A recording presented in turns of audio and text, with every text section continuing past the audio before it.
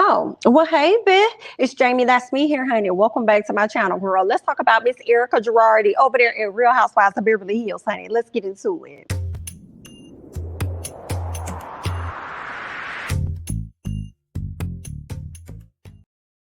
All right. Now, y'all know the ladies over there, Real Housewives of Beverly Hills, have been filming for some time. Okay. I believe they've been filming since what, maybe like September, October, girl, and it's still ongoing. There have been leaked images of the ladies being in a restaurant, pretty much arguing and stuff, girl. The tea done dropped that Miss Garcelle done unfollowed Erika. Cause I feel like Garcelle and Sutton just, first of all, Sutton kept her neck.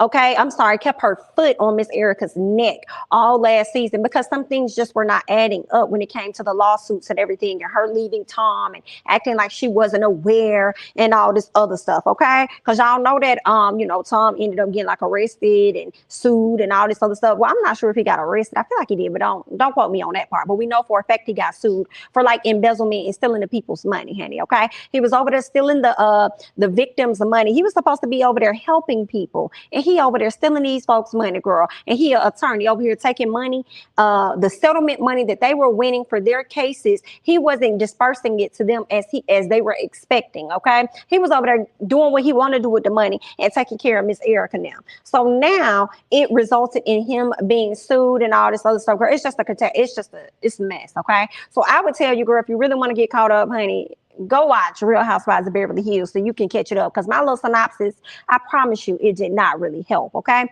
But speaking of Miss Erika's case, like I told y'all, Sutton unfollowed her, but we're hearing that Sutton actually followed her back. All right. But Sutton kept her foot on her neck last season because things weren't making sense. The questions we would ask of Erika would not answer them directly, but she would give us answers to stuff we didn't even ask her for. Okay. So it was definitely looking a bit confusing. But what's interesting is that the case that Erika had from the fraud and embezzlement lawsuit that's against Tom, it seems like it's been dismissed. Okay. And this is according to E! News. They're saying that Erika Jayne dismissed from fraud and embezzlement lawsuit against Tom Girardi in Illinois. Okay, now they're also going on to say that while Erika has been dismissed from this lawsuit involving her soon-to-be ex-husband Tom, they're saying that the plaintiff's attorney is vowing to refile in California. So she might be dismissed at this time. And she probably told the girls, I hope she's not having too much of a celebration for being dismissed, because it seems like they're about to pick this case right back up and move it from Illinois over to California. That's something like that similar happened with Nicki Minaj. She had a case, somebody was suing her for harassment over there in New York. They're dropping the case over there in New York and planning on filing it over there in California. Now, honey, I'm starting to wonder. All right, what is going on over there in California law that people is trying to get things switched, changed, and rearranged so they can refile over there in that area? I wonder, is it that you can sue for more money versus the money that you're suing for now? Or is it because that's where these people live? Like Nikki lives in California, from my understanding. Erika Girardi also lives in Cali. So did you want to file in the district that they actually live in? I need more details. But according to E!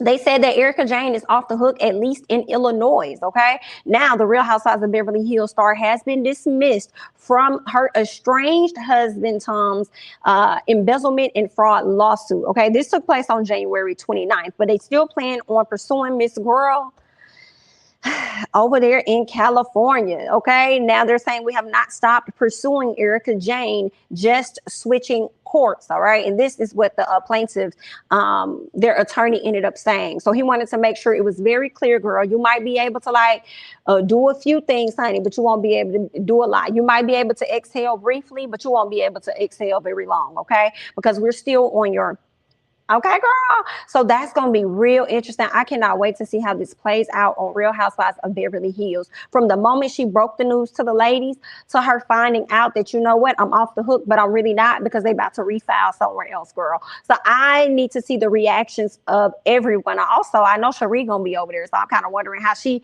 handling this news too, girl. I know she's only going to be there for, in a friend capacity, but I'm hoping that we see her quite often throughout the season. Okay.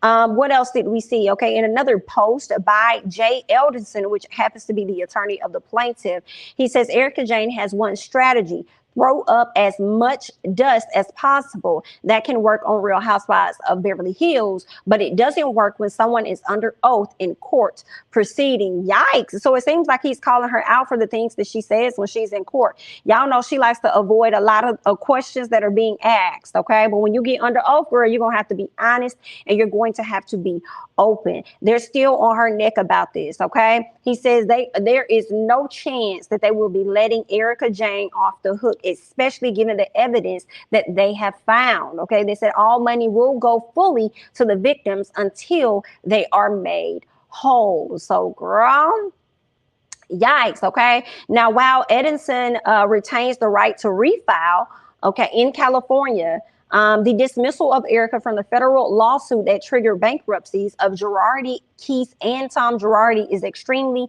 important. Okay, and this is what Erika Jayne's attorney is saying. He says, for example, the recent 3-day hearing in the Boeing case showed that Erika had zero role in what JK and Eldenson discussed, did and didn't do, whether as between each other or as to their clients. In fact, I'm informed Erika's name didn't even come up at the hearing. So he just feeling like, girl, what you got the right to refile. You can do whatever it is you want to do. But at the end of the day, my client has nothing to do with this particular case over here. All right. And I'm just like, okay, I guess that's what you say. But he only chose to dismiss it in Illinois for whatever reason and refile.